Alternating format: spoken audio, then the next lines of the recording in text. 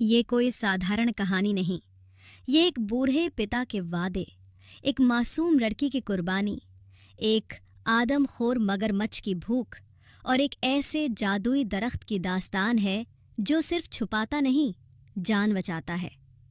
इस कहानी में एक लड़की, जिसे उसकी माँ की एक ख्वाहिश ने उसे मौत के मुंह तक पहुंचा दिया, एक मगरमच्छ जिसने इंसानियत को चुनौती दी, और एक राजकुमार जिसने पेड़ से शादी कर ली। आखिर वो कौन सी जादुई बात है इस कहानी में जो एक दरख्त को इंसान से जोड़ देती है? इस कहानी में पुराने जमाने में किसी गांव में एक बूढ़ा आदमी रहता था। उसकी शादी को 20 साल हो गए थे, पर वह औलाद की दौलत से महरूम था। एक दिन भगवान की कृपा से बूढ़े की औरत का पांव भारी हो गए। नई नई चीजें खाने को उसका जी चाहता था। बूढ़ा भी अपनी बिसात के मुताबिक उसे खाने की चीजें लाकर देता था। एक रोज बूढ़े की बीवी को खट्टे मीठे बेर खाने की बहुत ख्वाहिश हुई। गर्मी के मौसम में बेर कहाँ मिलते हैं, फिर भी बूढ़ा बेरों की तलाश में जंगलों में भटकता रहा। एक दिन जंगलों में इधर उधर बेर तलाश करते हुए वह एक तालाब के किनारे पहुंचा तो एक बेर की झाड़ी नजर आई। बूढ़े को बहुत खुशी हुई। वह अपने दोनों हाथों से बेर इकट्ठे करने लगा। अभी झोली भर बेर ही तोड़े थे कि एक आदमखोर मगरमच्छ ने अपना बड़ा सा मुंह पानी से ऊपर निकाला और जोर से सांस खींची। उसके सांस लेने से एक जोरदार आंधी चली और बूढ़ा कमजोरी की वजह से अपने को न संभाल पाया और तालाब में आ गिरा। बूढ़ा अपने को संभालते हुए किनारे तक पहुंचना ही चाहता था कि मगरमच्छ ने इसके पांव ही पकड़ लिए। बूढ़ा उससे कहने लगा, भाई, खट्टे मीठे बेरों की तलाश में मेरे पांव घिस गए और फिर जब बेर मिले तो मेरे रास्ते में तू रोड़ा बनता है। तेरी यह मक्कारी मुझ पर कोई असर नहीं करेगी। मगरमच्छ ने लार टपकाते हुए कहा, बहुत दिनों से इंसान का गोश्त खाने को नहीं मिला। तेरी करारी हड्डियों को चबाने में मुझे बहुत मजा आएगा। आज मैं तुझे खाऊंगा। बूढ़ा आदमी बोला, क्यों? मुझे तू क्यों खाएगा? इसलिए क्योंकि तूने मुझसे बगैर इजाजत लिए मेरे बेर लिए हैं। भाई, मैं ये बेर बहुत मजबूरी में ले रहा हूँ। मेरी बीवी की हालत कुछ ऐसी है, मैं और मेरी बीवी अब और ज्यादा इंतजार नहीं कर सकते। बूढ़े की बात सुनकर मगरमच्छ समझ गया, ओह, अगर यह बात है तो मैं तुझे नहीं खाऊंगा। तू अपनी राह ले, लेकिन मेरी एक शर्त है। क्या शर्त है? बूढ़े ने पूछा। अगर लड़का होगा तो तेरा और लड़की हुई तो मेरी। बूढ़े ने सहमी हुई आवाज में कहा, मुझे मंजूर है। कहकर वह बेरों की झोली संभालते हुए चल दिया। वह अपने दिल में सोचने लगा कि मगरमच्छ उसे फिर कहाँ मिलेगा, और अगर उसके यहाँ लड़का पैदा हुआ तो फिर तो परेशानी की कोई बात ही नहीं। बूढ़ा अपनी बीवी की आव भगत में कोई कमी नहीं करता था। दिन पर लगाकर उड़ते रहे और एक दिन बूढ़े के घर एक खूबसूरत और बहुत तंदुरुस्त लड़की पैदा हुई। बच्ची को देखकर उसे मगरमच्छ की बात याद आई तो वह कांप उठा। लड़की का रंग गुलाब के फूल की तरह था। उसकी आंखें हीरो की तरह चमकदार थीं। वह परियों की तरह हसीन और मासूम थी। ऐसी मन्नतों और मुरादों की लड़की मगरमच्छ के पेट में जाए, ये सोचकर बूढ़ा दुख से कांपने लगा। उसने सोचा कि अब वह कभी तालाब के किनारे नहीं जाएगा। बारिश का मौसम आया और नदी में बाढ़ आ गई। मगरमच्छ पानी में बहकर तालाब से निकलकर खेत में आ गया। अब उसे आसानी से शिकार मिलने लगा। एक दिन बूढ़ा खेत से सब्जी तोड़कर ला रहा था तो रास्ते में मगरमच्छ ने उसे रोककर सवाल किया, क्यों बे बूढ़े, मुझसे छुपता क्यों है? तू मुझसे छुपकर कहाँ भागेगा? सीधी तरह बता, तेरे यहाँ लड़की हुई या लड़का? लड़की हुई है, बूढ़े ने सहमी हुई आवाज में कहा।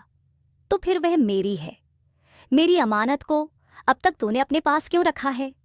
क्या तू अमानत में खयानत करना चाहता है? इतनी छोटी बच्ची को तुझे कैसे दे दूं? बूढ़े ने कहा। 14 साल पहले तूने मुझसे वादा किया था, क्या वह अब भी बच्ची है? तू बाप की नज़र से देखता है, वह अगर बूढ़ी भी हो जाएगी तब भी वह बच्ची ही रहेगी। तू मुझे अब और बेवकूफ़ नहीं बना सकता। मैं तुझे चैन से रहने नहीं दूंगा।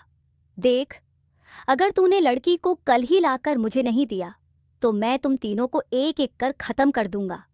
मगरमच्छ ने कहा, वह मेरी बेटी है, अपना खून तुझे मैं कैसे दे दूं? लोग क्या कहेंगे?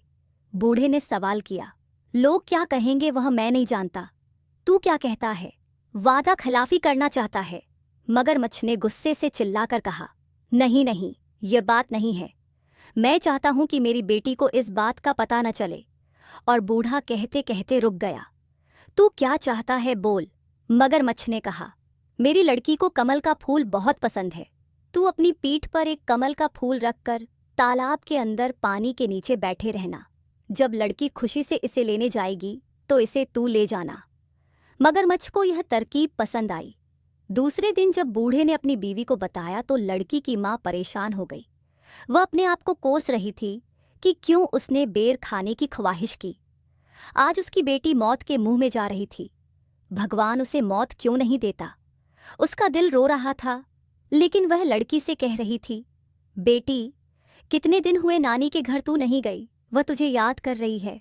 तू आज अपने बाप के साथ नानी के घर जाएगी। 2 दिन रहकर वापस आ जाना। नानी के घर जाने की खबर सुनकर वह खुशी से नए कपड़े पहनकर तैयार हो गई थी। बूढ़ा उसे लेकर जंगल और नाले पार करता हुआ उस तालाब के किनारे पहुंचा और बेटी को तालाब के किनारे बैठाकर बोला, बेटी, तू यहाँ बैठी रह, मैं अभी आया। बूढ़ा चला गया लेकिन वापस नहीं आया। उधर बेटी को एक बेहद खूबसूरत कमल का फूल नजर आया। वह सोचने लगी कि इतना खूबसूरत कमल तालाब के बिल्कुल किनारे खिला है, लेकिन उसे अभी तक किसी ने हाथ नहीं लगाया।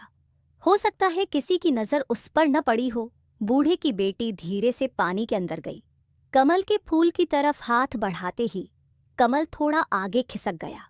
लड़की डरते हुए बोली, घुटने पानी हुआ है बाबा, कमल खिसकता जाता है। वह फिर आगे बढ़ने लगी। कमल फिर से खिसक गया। लड़की चीखकर अपने बाप को पुकारने लगी, छाती पानी हुआ है बाबा, कमल खिसकता जाता है। बाप वहां होता तो जवाब देता। उसे डर लग रहा था। वह सोच रही थी कि वापस चली जाए। उसी वक्त बड़ी बड़ी लाल आंखों वाला मगरमच्छ मुंह खोले पानी की सतह पर दिखाई दिया। बूढ़े की बेटी मगरमच्छ को सामने देखकर घबरा गई और चीखने लगी, लेकिन उसकी चीख जंगल में गूंज कर रह गई। पर उसका बाप वापस नहीं आया। मगरमच्छ उसको अपने बड़े बड़े पंजों में पकड़कर तालाब के दूसरे किनारे एक गुफा के अंदर ले गया। लड़की की मासूमियत और खूबसूरती को देखकर उसे खाने का इरादा इस वक्त उसने छोड़ दिया और वहां लड़की को छोड़कर वापस आ गया। राहगीर जो तालाब में नहाने या पानी पीने आते थे, उन्हें वह पेट भरकर खाता और उस आदमी के पास खाने का जो सामान होता उसे लाकर इस लड़की को देता। लड़की इस गुफा में पड़ी रहती, पर मगरमच्छ के डर से वह कुछ बोलती नहीं थी। इस तरह दिन गुजरते गए। चारों तरफ इस तालाब का मगरमच्छ आदमखोर के नाम से मशहूर हो गया था। डर के मारे कोई राहगीर इस तालाब की तरफ नहीं आता था। जब उसे जोर की भूख सताने लगी तो वह बूढ़े की बेटी के करीब आकर उसे अपनी लाल और ललचाई आंखों से घूरने लगा। बूढ़े की बेटी समझ गई कि अब उसकी बारी थी, लेकिन मगरमच्छ ने उसे उस दिन नहीं खाया। सोचने लगा कि अब उसके दांतों में धार नहीं थी। उन्हें लुहार से तेज कराने के बाद उस लड़की को खाएगा। ये सोचकर वह लुहार के पास चला गया। इधर बूढ़े की बेटी अपनी जान बचाने की तरकीब सोचने लगी।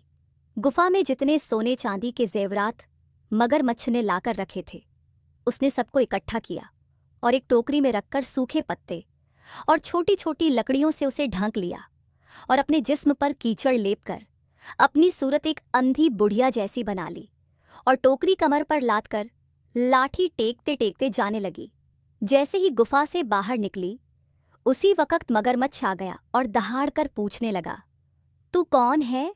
बूढ़े की बेटी डर से कांपने लगी, लेकिन बाद में खुद को संभालते हुए कहने लगी, मैं अंधी बूढ़ी हूँ, हड्डियों की लड़ी हूँ। मेरे बदन में क्या है जो तू खाएगा?